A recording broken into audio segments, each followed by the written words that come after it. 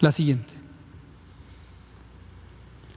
La ocupación hospitalaria, un indicador muy importante sobre cómo está la capacidad de responder frente a esta epidemia.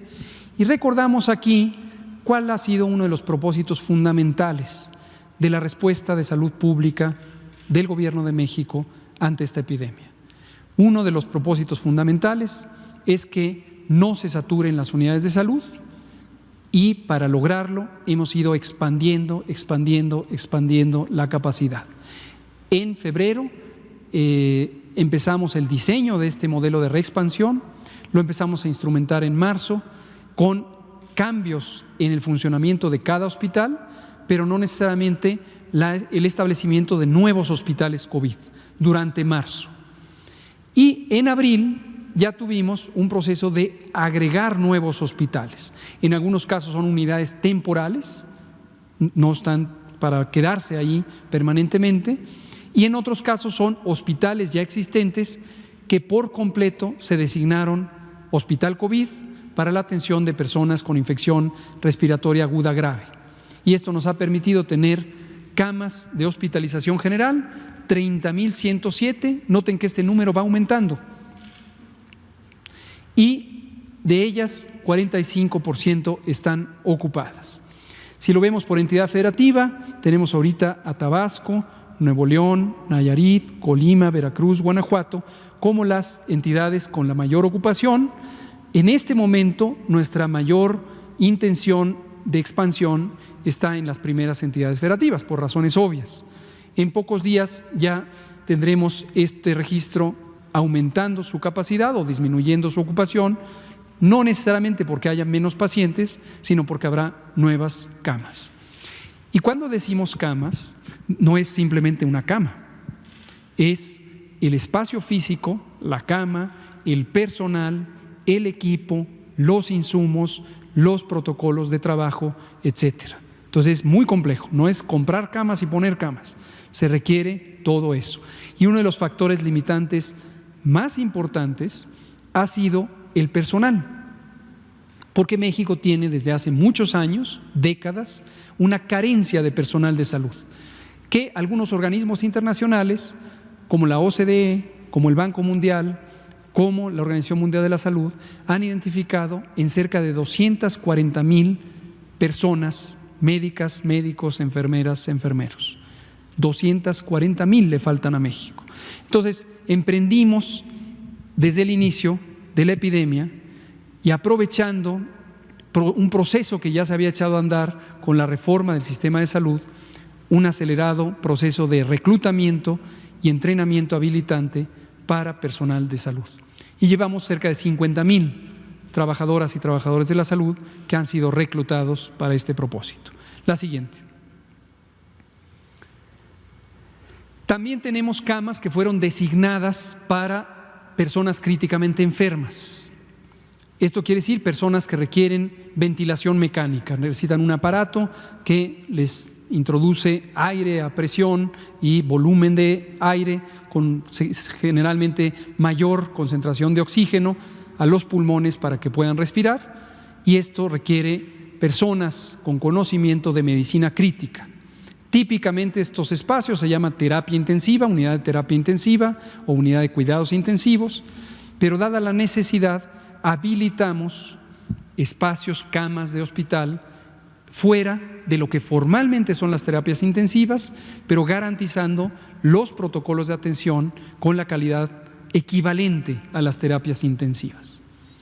Por cierto, hace unos días, uno de ustedes, que creo que no está hoy, nos preguntaba sobre una estadística que salió publicada en un diario de circulación nacional que decía que 60% o 62% de las personas que han fallecido por COVID nunca pasaron por la terapia intensiva.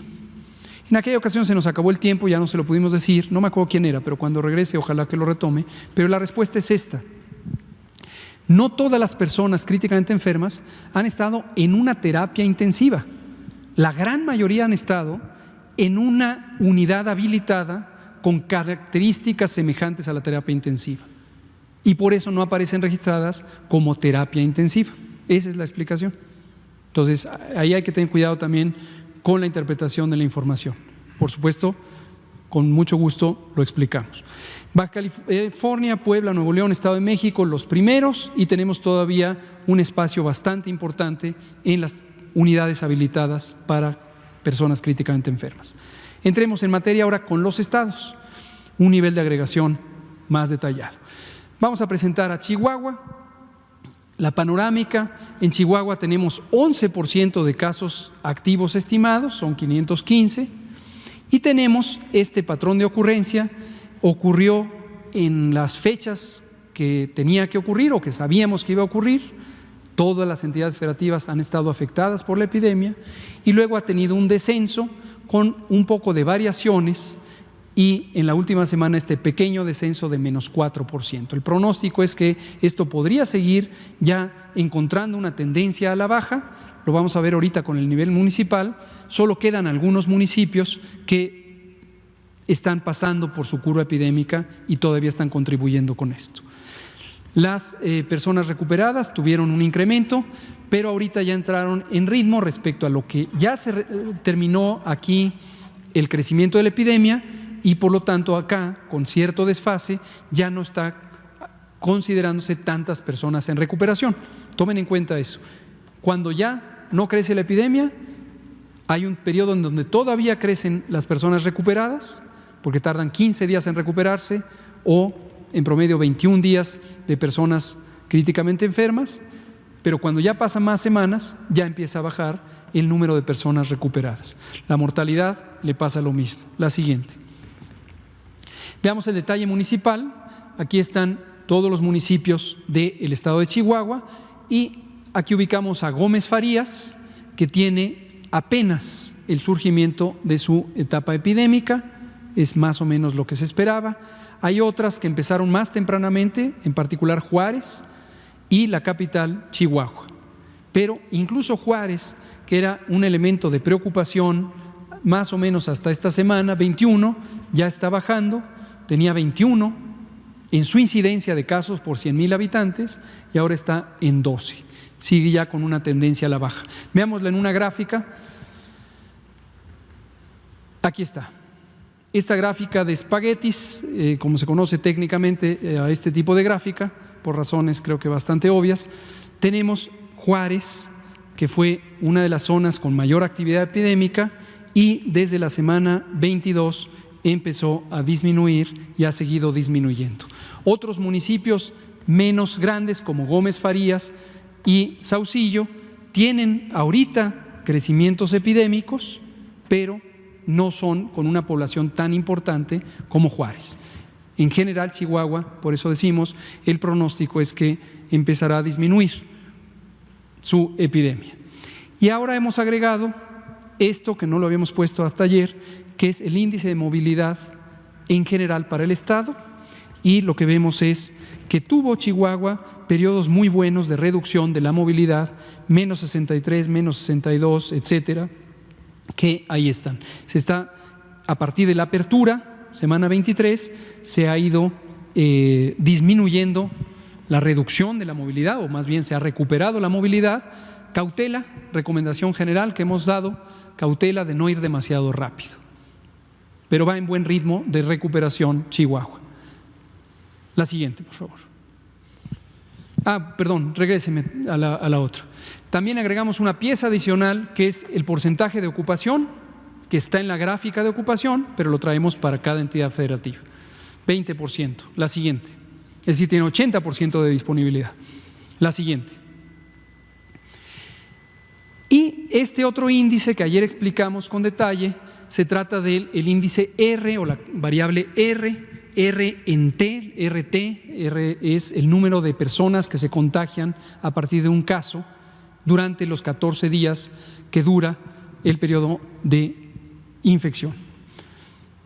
Cuando está en 1, que es la línea verde, se reemplaza una persona infectante, infecta a otra. Cuando esa otra persona ya está infectante, quien le infectó ya se curó, se reemplaza. Más de 1, una persona infecta a 2 o 3 o más, y entonces cuando se recuperó dejó a más que 1 infectante. La epidemia crece. Menos de 1, una persona no alcanza a infectar a al menos una persona, en promedio. Entonces la epidemia ya no crece, empieza a disminuir. Esa es la interpretación para que lo estemos considerando. Chihuahua, Hidalgo del Parral, Delicias y Juárez, algunos municipios representativos de distintos patrones de ocurrencia del fenómeno. Veamos aquí, en Chihuahua, esto empieza el 28 de mayo y termina el 26 de junio. Es todo un mes para ver la panorámica. Recordar que la Jornada Nacional de Sana Distancia y el periodo de nueva normalidad empezó el 1 de junio, aquí. Tuvimos una pequeña escalada que después se recuperó y se mantuvo en buen control. Veamos un caso no positivo. En ese sentido, tuvieron una muy buena reducción de la transmisión, pero luego se expandió a más de 2. Y esto es en Hidalgo del Parral y consecuentemente causa que haya un periodo de contagios y de casos. Delicias, lo contrario, tuvo un periodo de mucha transmisión, más de 2, y ha estado reduciendo, todavía le falta para llegar a 1 o menos de 1. Y Juárez, en cambio, durante todo el mes se ha mantenido en muy buen control y eso correlaciona con que Juárez esté ya en un periodo de control. Es bastante lógico esto. Aprovecho al señalar esta diversidad municipal, lo que comenté ayer sobre los órdenes de gobierno. Aquí vemos una diversidad. Nos consta que el gobierno estatal de Chihuahua, el gobernador Javier Corral, su secretario de Salud, la subsecretaria Mirna Beltrán, han estado muy pendientes de esto, muy pendientes. Pero en los municipios también hay actividades que concretar con la autoridad municipal. Y eso podría ayudar, si hay una colaboración con el gobierno del estado, a ayudar a un control epidémico en donde todavía hay pendientes. Ese es el mensaje también que ayer comentamos. La siguiente. Durango. Con Durango tenemos preocupación. ¿Por qué tenemos preocupación? Por lo que se ve aquí. El porcentaje de activos es de 22%, es semejante al promedio mundial, pero mayor que el promedio nacional de 16%. Y esto habla de una epidemia que está en periodo de crecimiento. Está en crecimiento con 55% por semana. Recuerden que esto es por semana ya, 55% por semana. Los recuperados, desde luego, también tienen su incremento, pero no es tan acelerado como para alcanzar a la velocidad que están los casos nuevos. Y la mortalidad tiene una reducción todavía muy pequeña. La siguiente. Veámoslo por municipio, a ver dónde hay oportunidades de intervención.